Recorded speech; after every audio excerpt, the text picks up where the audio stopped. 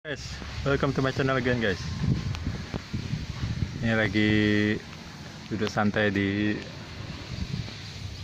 balai-balai temani kucing si Oyen.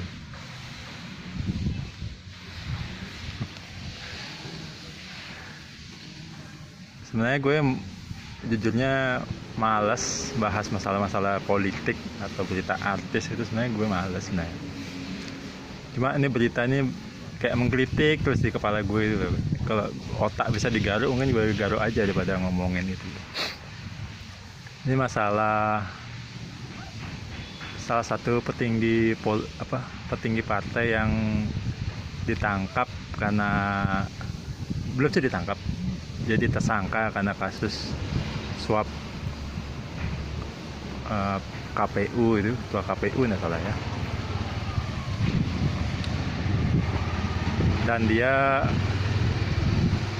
langsung mengeluarkan jurus-jurus andalan, yaitu gertakan bahwa dia memiliki bukti skandal para pejabat yang lain gitu loh, bukti skandal korupsi dari pejabat yang lain. Yang jadi masalah sih bukan antara benar atau enggaknya ya, maksud gue apakah itu benar-benar dia punya buktinya atau hanya sebuah gertak sambal untuk menakut-nakuti yang lain biar dia tidak jadi ditangkap itu misalnya. Kan gue nggak ngerti itu kan faktanya, yang sebenarnya gue nggak tahu. Cuma yang menggelitik gue itu, seandainya benar dia punya buktinya, bukti videonya, kenapa disimpan? Maksudnya kenapa nggak dari dulu aja disebarkan gitu loh? Maksudnya jadi diserahkan ke KPK atau gimana kan? Kan dia dia sebagai abdi negara kan, apa istilahnya, seorang pejabat lebarannya ya, pejabat publik yang seringkali keluar tentang masalah keadilan, masalah kewajiban, tanggung jawab sebagai warga Indonesia dalam memerangi ketidakbenaran atau apa. Ya kenapa dia menyimpan itu loh, menyimpan bukti kejahatan orang itu loh. Kenapa tidak diserahkan saja ke KPK kalau memang dia ada bukti ya? Kenapa nggak diserahkan dari dulu, sehingga dari dulu kita KPK bisa mengusut, atau sejelek-jeleknya dari dulu publik bisa tahu siapa aja pejabat-pejabat yang korup gitu loh, biar tidak menebak-nebak segala macam untuk timbul fitnah sana sini kan gitu. Jadi gue jadi berpikir begini jadinya kan, pikiran gue jadi jelek jadinya gitu. Maksudnya jeleknya gini, entah mungkin orang lain juga bisa berpikir yang sama gitu.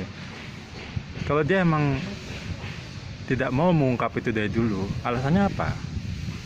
Apa jangan-jangan dia ikut terlibat di dalamnya itu loh. Jadi kayak megang kunci kelemahan masing-masing gitu loh. Maksudnya selama gue selamat, yang lain ikut selamat juga. Tapi selama kalau gue nggak selamat, yang lain ya harus ikut-ikutan kayak gue juga dong. Gue jatuh ke jurang, yang lain harus ikut jatuh ke jurang gitu. Jadinya pas dia sudah jadi tersangka, baru dia sibuk mau menenggelamkan yang lain juga kan gitu, mau menyeret yang lain biar sama-sama kena juga gitu.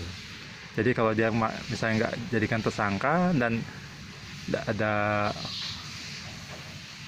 apa istilahnya, nggak ada masalah bagi dia, apakah tetap disimpan gitu. Jadi kan gitu, jadi pikiran kita aja.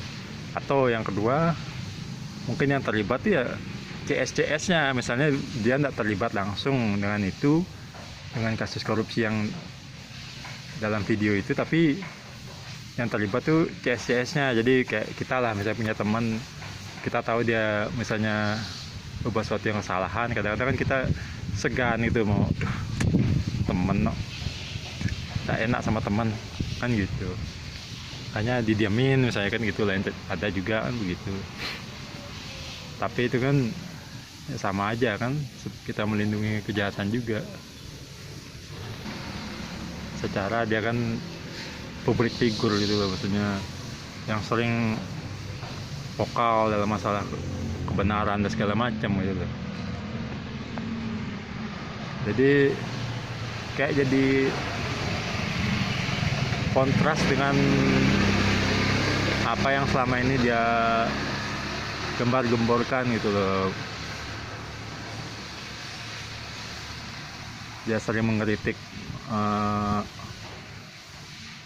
orang lain, mengatakan orang lain salah atau gimana, tatonya dia sendiri yang begitu, kan jadi lucu gitu. Ini gue bukan menganggap kalau dia benar bersalah atau enggak ya, maksudnya sekarang kan masih statusnya masih tersangka, jadi masalah benar enggaknya tuh gue enggak mau urus. Gue lucu itu aja, pernyataannya itu aja, bahwa dia memiliki bukti skandal pejabat publik yang lain. Bahkan katanya Pak mantan presiden kita Pak Jokowi juga kena juga katanya, itu katanya ada juga tuh buktinya. Dan lucunya lagi, buktinya katanya diserahkan ke temennya, terus inisialnya C gitu kan, dan si C juga keluar-keluar bahwa dia punya buktinya juga, dia lah megang buktinya gitu. Kalau emang benar seperti itu ya kenapa mesti bikin heboh, langsung aja serahkan gitu aja, ribet-ribet amat. Nanti kalau emang buktinya valid kan bisa diselidiki gitu. Kalau misalnya takut KPK misalnya bermain belakang atau takut mengungkap, ya tinggal diumbar ke publik kan bisa. Karena masalah kalau emang itu fakta. Kecuali itu fitnah. Kalau fitnah baru bisa gini dengan undang-undang ITE kan gitu. Tapi kalau fakta ya kayaknya publik bakal merespon dengan baik gitu, dan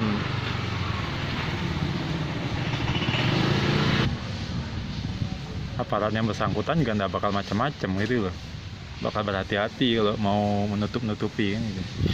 Karena buktinya kan jelas fakta, itu ada fakta, ada video gitu.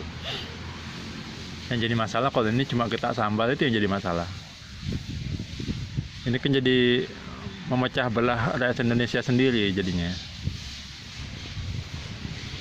Kalau sebagai politisi kok kerjanya bikin gaduh masyarakat Indonesia kan lucu.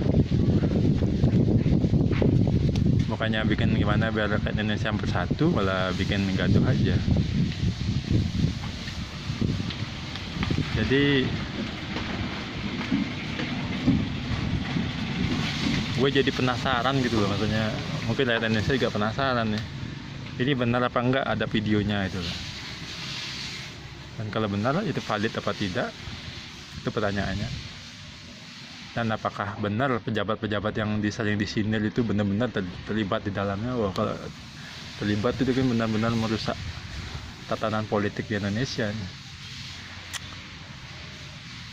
Tapi kalau misalnya dia alasannya katanya benda merusak peta politik di Indonesia, ya kenapa kalau pas ketangkap dikeluar-keluarkan kan gitu. Kalau emang dia khawatir itu akan mengganggu stabilitas politik, ya nggak usah disebutin aja sekalian ya. Jadi mortir lah ibaratnya, mengorbankan diri sendiri demi kebaikan bangsa misalnya. Kalau kayak gini kan sama aja,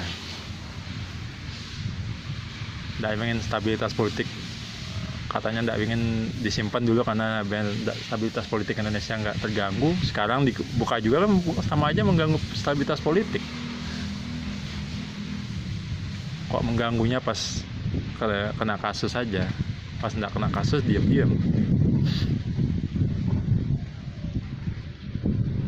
Ya kita tunggu aja guys, apakah benar demikian gitu loh. Kita kan ya kayak gue lah, kayak mungkin kalian juga rakyat biasa gini kan, taunya cuma dari berita, fakta sebenarnya kan nggak tahu. Kita kan nggak ikut-ikutan dalam drama-drama begitu. Walaupun gue sebenarnya punya banyak teman yang berkecimpung di dunia politik gitu, dan gue sering dengar sih masalah sisi-sisi gelapnya, cuma gue nggak mau bahas gitu-gituan, soalnya itu kan gue cuma dengar gitu loh, gue nggak mengalami. Soalnya gue pernah ngeliat sendiri, mengalami itu mungkin baru bisa gue omongin. Ini kan cuma dengar-dengar gitu loh kan. mendengar perbincangan mereka tentang oh ini oh si Anu nyata begini ya gimana lagi. Nah, seperti gue bilang, gue sebenarnya begitu tertarik dengan obrolan politik itu, nggak begitu. Kayak kalau berita, gue paling males kalau berita tentang politik tuh males dengernya. Sama juga berita tentang artis tuh males ya. Kayak kalau ada berita artis, gue ganti lah channel TV. Jarang kali gue mau dengerin, kecuali bener-bener menurut gue sesuatu yang heboh. Mungkin gue penasaran dikit aja, oh tahu sekian, udah itu aja deh. Tapi kalau drama-drama, gimmick-gimmick gue males. Oke, sekian dulu video dari gue guys. Mohon like dan subscribe-nya.